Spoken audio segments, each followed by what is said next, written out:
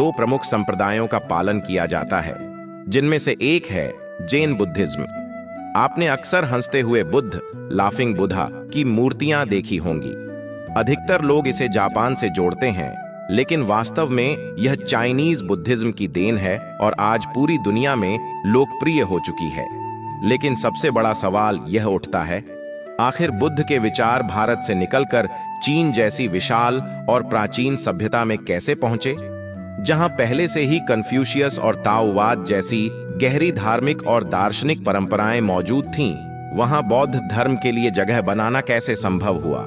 इसीलिए आज हम जानेंगे कि चीन में बौद्ध धर्म का प्रसार कैसे हुआ, बौद्ध धर्म कैसे बना एक वैश्विक धर्म। 483 ईसा पूर्व कुशीनगर में 80 वर्ष की आयु में गौतम बुद्ध ने महापरिनिर्वाण प्राप्त किया। लेकिन उनके जाने के बाद उनके अनुयायियों के बीच एक गहरी बहस छिड़ गई। बुद्ध के उपदेशों को किस रूप में आगे बढ़ाया जाए। यही बहस आगे चलकर बौद्ध धर्म को दो प्रमुख संप्रदायों में विभाजित करने का कारण बनी। 1. हीनयान थेरवादा बुद्धिज्म। हीनयान संप्रदाय के अनुयायियों का मानना था कि बुद्ध एक साधारण मनुष्य थे, जिन्होंने तपस्या और साधना से मोक्ष प्राप्त किया। उनका विश्वास था कि प्रत्येक व्यक्ति को अपने प्रयासों से इस मार्ग पर चलकर मुक्ति पानी होगी। 2. महायान महायाना बौद्ध धर्म। महायान के अनुयायियों का मानना था कि बुद्ध केवल मनुष्य नहीं थे, बल्कि वे ईश्वर के अवतार थे जो मानवता के कल्याण के लिए धरती पर आए। महायान परंपरा के अनुसार बुद्ध बार बार बोधिसत्व के रूप में जन्म लेते हैं ताकि लोगों का मार्गदर्शन कर सकें। यही वह विचारधारा थी जिसने बुद्ध को भगवान के रूप में पूजे जाने की परंपरा शुरू की और उनके संदेशों को पूरी दुनिया में फैलाने की प्रेरणा दी। यहीं से बौद्ध धर्म न केवल भारत बल्कि चीन और अन्य देशों की सीमाओं को पार करने लगा। बुद्ध का संदेश चीन तक कैसे पहुंचा? चीन में बौद्ध धर्म की एंट्री प्रथम शताब्दी के मध्य मानी जाती है। इसके पीछे एक बहुत ही रोचक कथा है। यह वह समय था जब हान वंश के सम्राट मिंगटी चीन पर शासन कर रहे थे। एक रात सम्राट ने एक अद्भुत सपना देखा। उन्होंने एक स्वर्णिम देवता को देखा जो बिल्कुल सूरज की तरह चमक रहा था। यह सपना उनके मन में कई सवाल छोड़ गया। आखिर यह गोल्डन गॉड कौन है? अगले दिन उन्होंने अपने दरबार में इसका जिक्र किया और पूछा कि यह देवता कौन हो सकता है। दरबार के एक मंत्री ने बताया कि यह सपना भारत की महान आत्मा बुद्ध का संकेत हो सकता है।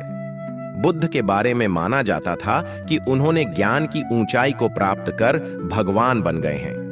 कहा जाता है कि मंत्री की बातों ने सम्राट मिंगटी को बहुत प्रभावित किया। उन्होंने भारत के बारे में अधिक जानने और बुद्ध के ज्ञान को समझने के लिए तुरंत अपने कुछ दूतों को वहां भेजा। महीनों की लंबी और कठिन यात्रा के बाद ये दूत भारत से वापस लौटे। उनके साथ बौद्ध धर्म के महत्वपूर्ण ग्रंथ और बुद्ध की एक मूर्ति भी थी। सम्राट मिंगटी ने इन पवित्र अवशेषों को राजधानी के पास एक विशेष मंदिर में रखने का आदेश दिया। यह मंदिर बाद में व्हाइट हॉर्स टेम्पल के नाम से प्रसिद्ध हुआ, क्योंकि कहा जाता है कि बुद्ध के इन अवशेषों को लाने वाला रथ सफेद घोड़ों द्वारा खींचा गया था। लेकिन यह कथा पूरी तरह से ऐतिहासिक नहीं मानी जाती।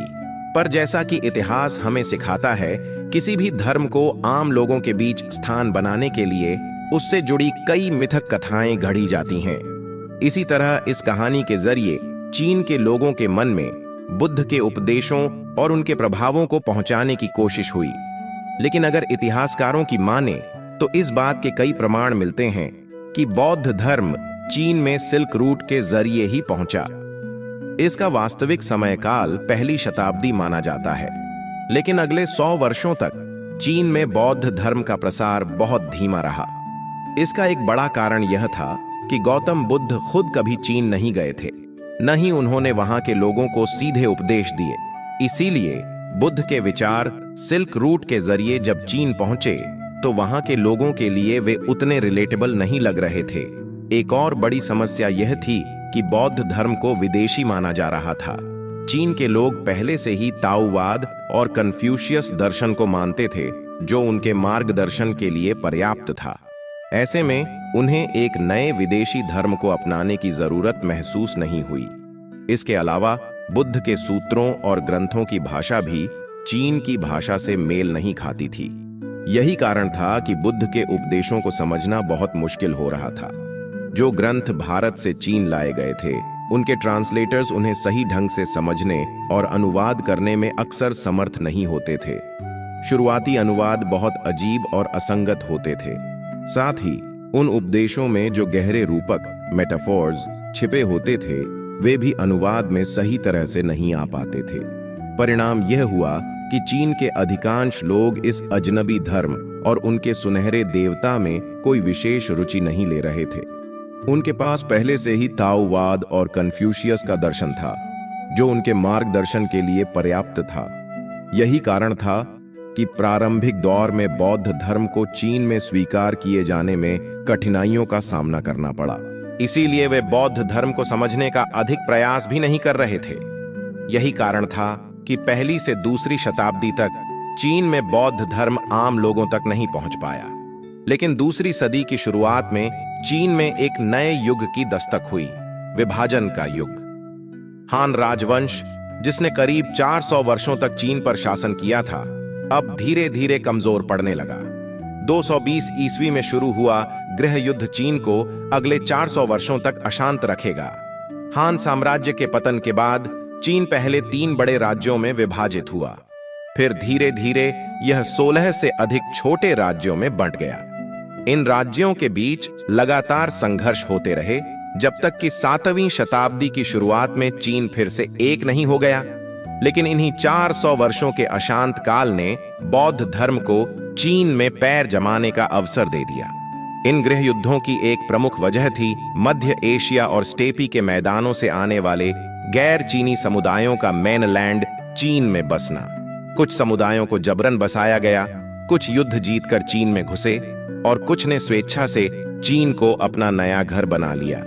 इससे हुआ यह कि चीन में बड़ी संख्या में गैर हान लोग बसने लगे, जो दाओवाद और कन्फ्यूशियस दर्शन से अधिक जुड़े हुए नहीं थे। इन प्रवासियों के लिए चीन की परंपराएं उतनी ही नई थीं जितना कि बौद्ध धर्म। वे पहले ही अपनी पुरानी संस्कृति, भाषा, नाम और परिधान बदलने की कोशिश कर रहे थे। इसीलिए वे परंपरागत हान चीनी लोगों की तुलना में बौद्ध भिक्षुओं और उनके सुनहरे भगवान की बातों को सुनने के लिए अधिक तैयार थे। क्योंकि ये प्रवासी मुख्यतः उत्तरी चीन में बसे थे, इसलिए वहां के राज्यों में बौद्ध धर्म को अधिक महत्व दिया जाने लगा। लेकिन इन सब के बावजूद बौद्ध धर्म की सबसे बड़ी समस्या वही रही, भाषा। चीन के लोग अभी भी बौद्ध ग्रंथों को पूरी तरह से समझने में असमर्थ थे। लेकिन 4वीं शताब्दी के मध्य में एक बदलाव आया। पश्चिमी चीन के रेगिस्तानी इलाकों से एक बौद्ध भिक्षु उत्तर चीन पहुंचा।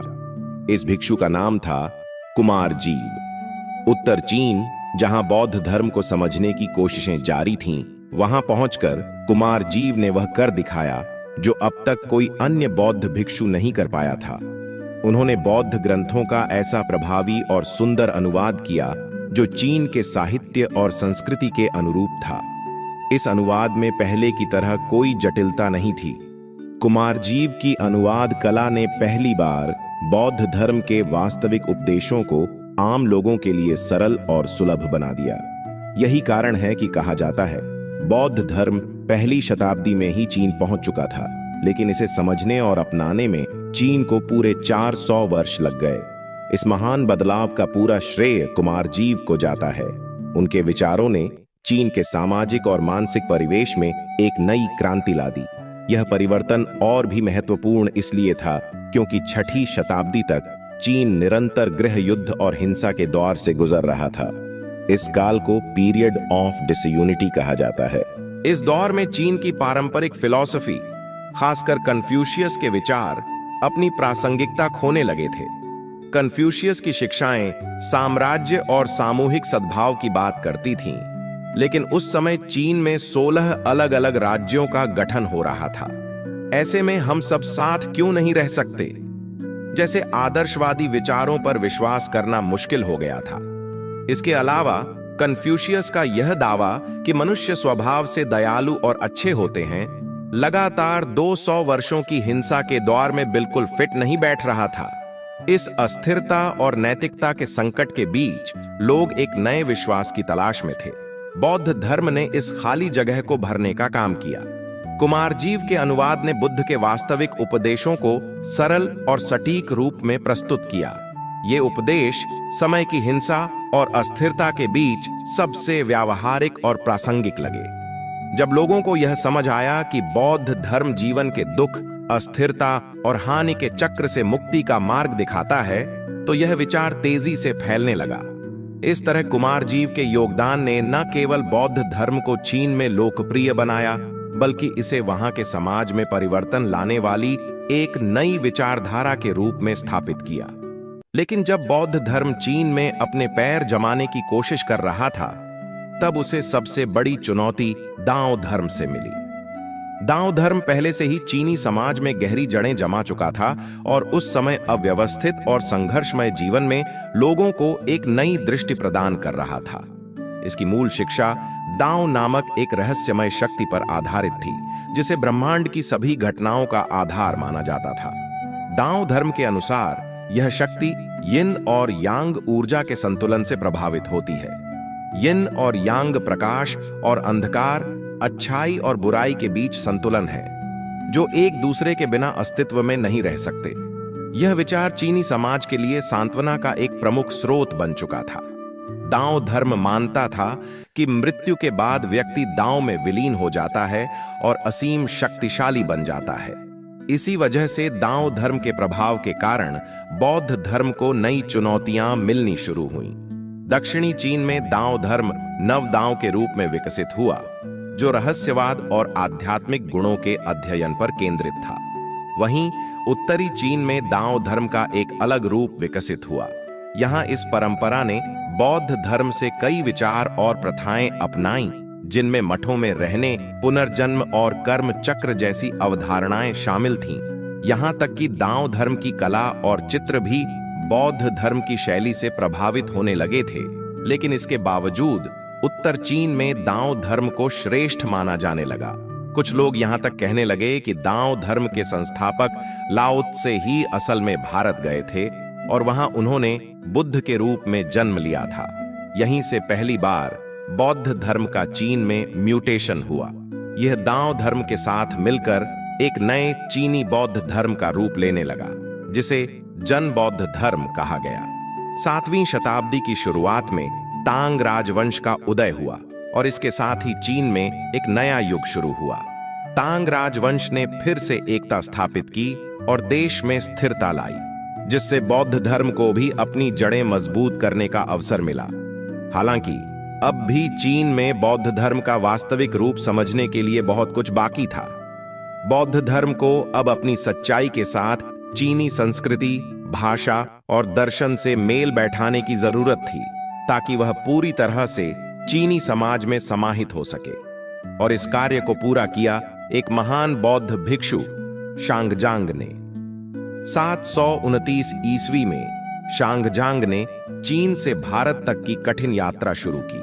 उस समय यह यात्रा आसान नहीं थी। उबड़-खाबड़ रास्ते, खतरनाक रेगिस्तान, ऊंचे पर्वत और अजनबी इलाकों से गुजरते हुए शांगजांग ने भारत पहुंचने का साहस दिखाया। भारत में उन्होंने नालंदा विश्वविद्यालय जैसे महान शिक्षण केंद्रों में अध्ययन किया और बौद्ध धर्म को गहराई से समझा।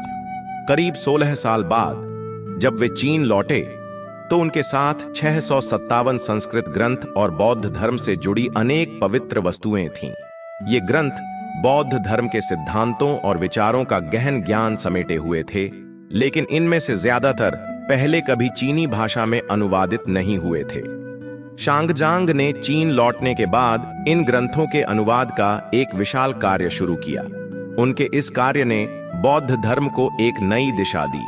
पहले बौद्ध धर्म की कई शिक्षाओं में भ्रम और असमानता थी, लेकिन शांगजांग के अनुवादों ने बौद्ध धर्म को स्पष्ट और सटीक रूप में लोगों के सामने प्रस्तुत किया। उनके अनुवादों ने कर्म, पुनर्जन्म और मुक्ति जैसे जटिल विषयों को सरल भाषा में समझाने में मदद की। तांग राजवंश के सम्राटों ने शांगजांग के कार्यों को न केवल समर्थन दिया, बल्कि उन्हें प्रोत्साहित भी किया। इस दौरान तांग साम्राज्य की राजधानी चांगान बौद्ध ग्रंथों के अनुवाद का वैश्विक केंद्र बन गई। इन नए ग्रंथों ने बौद्ध धर्म को दाओवाद और कन्फ्यूशियस विचारों के साथ जोड़ने में भी महत्वपूर्ण भूमिका निभाई। बौद्ध धर्म और तांग काल की कला। तांग राजवंश के दौरान बौद्ध धर्म का प्रभाव केवल विचारों तक सीमित नहीं रहा, बल्कि कला के क्षेत्र में भी इसका व्यापक प्रसार हुआ। खासकर 694 ईस्वी में जब तांग साम्राज्य की रानी वू जेटियन ने एक शाही आदेश जारी किया कि पूरे चीन में बुद्ध की विशाल प्रतिमाएं बनाई जाए। यह आदेश खास तौर पर उन पवित्र स्थलों पर प्रभावी रहा जहां पहले से बौद्ध भिक्षु ध्यान और प्रार्थना करते आ रहे थे। इन पवित्र स्थलों में प्रमुख थे मोगाओ गुफाएं, लोंगमेन ग्रोटो, युंगांग गुफाएं।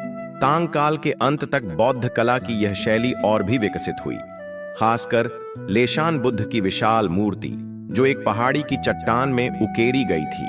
यह मूर्ति 233 फीट ऊंची थी और आज भी दुनिया की सबसे बड़ी बुद्ध प्रतिमा मानी जाती है। बौद्ध धर्म का चीन में स्थायी स्थान। इस तरह जो बौद्ध धर्म पहली सदी में सिल्क रूट के जरिए चीन पहुंचा था, उसे 600 साल बाद जाकर चीन में पूरी तरह से अपनी जगह बनाने में सफलता मिली। इसमें कुमारजीव के शुरुआती अनुवादों और शांगजांग की भारतीय यात्रा ने महत्वपूर्ण भूमिका निभाई। 20वीं शताब्दी की शुरुआत तक सिंध राजवंश चिंग डायनेस्टी के अंत तक बौद्ध धर्म पूरे चीन में गहराई से स्थापित हो चुका था। लेकिन 1912 में जब चीन में गणतंत्र रिपब्लिक ऑफ चाइना की स्थापना हुई तो बौद्ध धर्म को आधुनिक विचारों से जोड़ने के कई प्रयास किए गए। सबसे बड़ा प्रयास यह था कि बौद्ध धर्म को केवल पुराने रीति रिवाजों का धर्म न माना जाए, बल्कि इसे एक मानवतावादी धर्म, ह्यूमैनिटेरियन रिलीजन के रूप में प्रस्तुत किया जाए। बौद्ध धर्म और चीन में कम्युनिस्ट क्रांति। हालांकि 1949 में जब चीन में कम्युनिस्ट क्रांति शुरू हुई तो बौद्ध धर्म को जबरदस्त दमन और विनाश का सामना करना पड़ा। कई बौद्ध साधु और भिक्षु ताइवान चले गए क्योंकि कम्युनिस्ट शासन के दौरान बौद्ध धर्म के अनुयायियों के खिलाफ हिंसा बढ़ गई थी।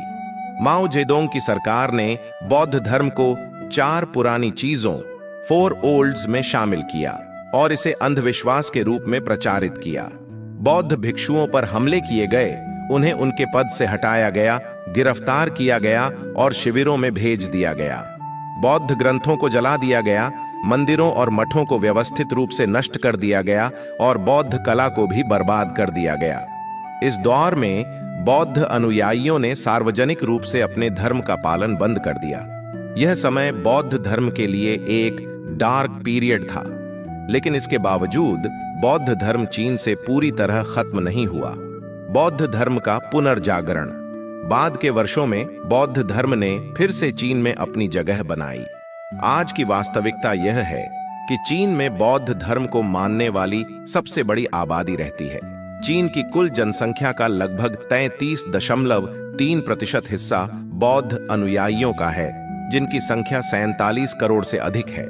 इस तरह यह कहा जा सकता है कि चीन जैसी प्राचीन सभ्यता में बुद्ध के परिवर्तनकारी विचार जब पहुंचे तो शुरुआत में लोगों ने उन्हें स्वीकार नहीं किया, लेकिन जब चीन में बुद्ध के उपदेशों को वहां की संस्कृति, भाषा और जीवन शैली के अनुसार समझाया गया तो इन विचारों ने पूरे चीन को सोचने की एक नई दिशा दी। आज भी भले ही चीन को एक नास्तिक राजनीतिक व्यवस्था, एथियस्ट पॉलिटिकल लीडर्स द्वारा शासित किया जा रहा है, फिर भी बुद्ध के विचारों को पूरी तरह भुलाया नहीं जा सका है। तो ये थी चीन में बौद्ध धर्म के आगमन, प्रसार और चुनौतियों की पूरी कहानी।